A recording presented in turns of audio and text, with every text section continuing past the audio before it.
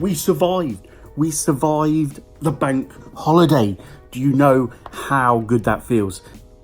So one piece of advice that I've tried to make a habit is, and actually the roots of it comes from Mark Twain, an awful long time ago, and that is, if the first thing you do in your day, make sure you eat that live frog. And that is not just the suckiest job that you've got to do in a day. It is the most important job. It can be the worst job, the hardest job, the most difficult to face, the most awkward task. It could be that presentation that you really don't want to be giving in front of people. It can be something that just you've been putting off. Just don't put it off. And that's his piece of advice: is eat the live frog first, so that you know that the rest of your day, the entire rest of your day, the worst job is behind you, and then you can just crack on with the rest of the stuff. I'll kind of add to that a little bit, and that is, if you've got multiple frogs to eat, live frogs to eat, then eat the biggest one first, and then so on and so forth until you've done them. So I think the eating the frog theory is, it's not only getting that thing that you're dreading or the hardest thing behind you.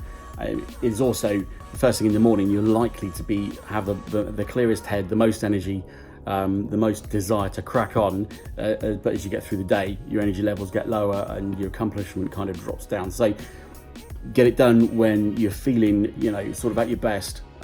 First thing in the morning, perhaps the office is quieter, you're at your best, ready to go. You can feel like you've got some really good accomplishment behind you by, say, 10 a.m, 11 a.m, in the first thing in the morning. So hopefully that will give you a little bit more momentum and a little bit more sort of better feeling about things as you progress through the day. And I know, to be fair, it works for me. You just kind of suck it up, buttercup, as Richard Rawlins from Gas Monkey Garage would say.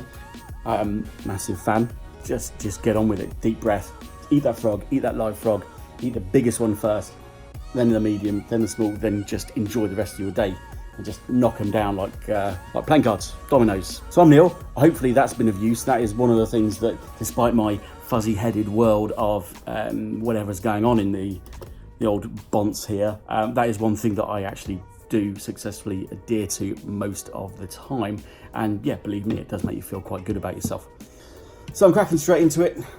The biggest frog I had this morning was to send everybody who had devices stolen with us a update email, which I've been doing as and when I've had any information, or just periodically. And so I've written that out and now sent it. That's a bit of a frog because I like keeping people updated. It's an awful situation, which I'm hoping that we're moving closer to.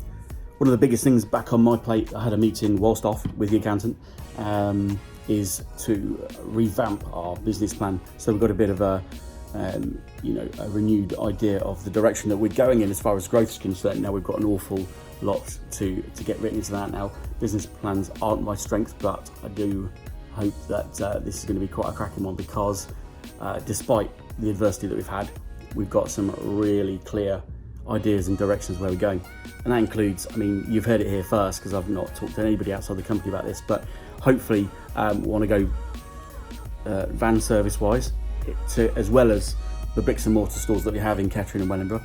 So that will allow us to go out, pick up, bring it back and then drop off, or probably go out and repair on the doorsteps of people and companies and at work, just to make things a little bit more convenient. So that's something that we're going to be factoring in, that we'd like to roll out. There's a few van-based services out there that do that, but I don't believe that there's that many. They either do the van-based service or the bricks and mortar based service. Now what I want to do is cover everything, so it makes it just ultra convenient for whatever you want, whatever you can and can't do. If you can't come in, then great, we'll come to you. If you can come in, no problem at all, we're right here. We've been rolling out the sort of nationwide mail in and mail back service, so that's been growing quite nicely. There's a lot more growth to be had there, and plus the growth of the YouTube channels that we've got, as well as my own personal one, but the work one. So there's an enormous amount going on digitally, marketing, social media wise, as well as actually company progression. So yeah, super looking forward to getting all that down on paper and figuring out what our targets are. Well, we've got 4 months at the end of the year, an interesting 4 months I think to be had, and some good progress to be had so as well. I'll keep you posted.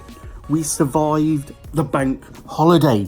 Do you know how good that feels? You know what, August bank holiday was always pitched as one of the most nerve-wracking ones for me and the guys in Kettering. That is simply because the Eastern European targeted crime gang that really caused us so much trouble tended to choose bank holiday weekends And you know what? Super incredible high alert. You know, we've been incredibly cautious ever since. We've put together measured to make sure that it never happens again. And if you don't know what I'm on about, then check out the link below to our main work YouTube, because this is my new personal YouTube, so to speak. So you'll get a little bit more of the gritty stuff and my own personal experiences rather than the work stuff. Yeah, we were all very nervous about this coming weekend, and like I said, there was nothing to worry about as far as what we had left here, because nothing was left here, simple as. You know what, we're still in one piece. The place still looks like where we left it on Saturday evening, so that's good. Summer.